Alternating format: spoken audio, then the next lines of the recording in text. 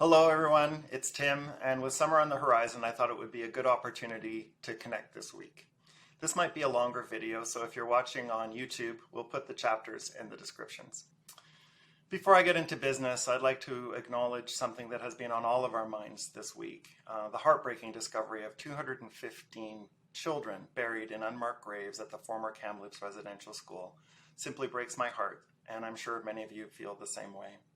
Over the years, I've worked with a number of people from Kamloops, students and leaders alike, and this week I've been thinking of them as I've been thinking about all of you who are dealing with the legacy of residential schools across Canada. Across our nation, for more than 100 years, more than 150,000 Indigenous children were taken from their families, forced to attend residential schools, and so many have shared horrific accounts of what happened to them there. And of course, many of these children died. While words like tragic or heartbreaking and devastating strike the right tone, they are not sufficient.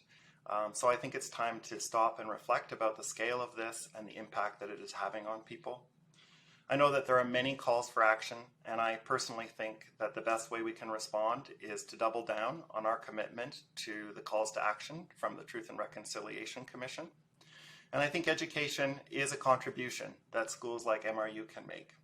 I've previously spoken about our Indigenous strategic plan. I've spoken about some of our training like 4 Seasons for Reconciliation, and you can find out more about those and click on the link below. But for right now, I think that we should stop and think and focus on the tragedy and support those people in our communities that are most grieving. There's an awful lot going on in the world right now. I have been contacted during the last week or so, not only by people who are grieving the Kamloops discovery, but of course people who are concerned about the violence in the Middle East, as well as, of course, the ongoing impact of the pandemic. If you need support, please consider the programs and services offered by Mount Royal, as well as those available in the community, and we'll link some of those below. Even if you don't need them, I think it's really good to remember that they're there for you. Changing gears somewhat. As I look ahead to the next few months, the beautiful weather and my calendar tell me summer is just around the corner, and I'm quite certain that this summer will be nicer than last summer. As vaccinations go up and hospitalizations come down, the province is opening up, and Mount Royal is opening up as well. As teams transition back to campus over the summer months, I want to recognize all the MRU employees and contractors who never left campus during the pandemic. Last March, when most of us left to work from home, a number of you needed to stay in order to manage our on-site operations and offer health-related services. And I want to thank you for keeping the home fires burning. I know your colleagues are looking forward to seeing you when we all return to campus. My profound thanks for everything you've done over the pandemic. And turning to Convocation, next week is another exciting time for Mount Royal. And just as we did in November, we will be holding physically distanced drive-in Convocation from June 7th to 10th. Convocation is one of my favorite things that we do at the university, and with 8 ceremonies in total, we will recognize the accomplishments of hundreds of graduates this year. Grads and their families will attend the ceremonies in their vehicles, listening to the program on their radios, and watching the ceremony on big screens. If you have time, I hope you'll join in on one of the live streams. On a related note, I know there are several MRU employees who have family members who are graduating this month.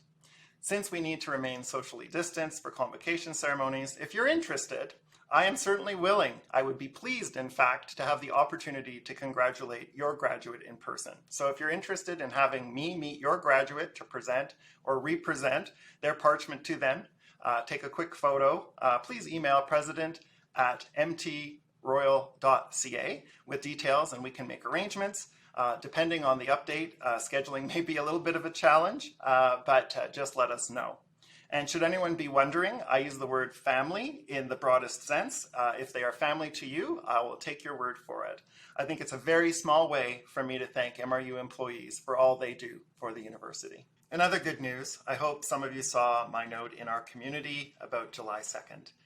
I think we can all agree it's been a really challenging year, and I want to show my deep appreciation to everyone for all you've done during the pandemic. So I've decided that Friday, July 2nd will be a day off for all employees.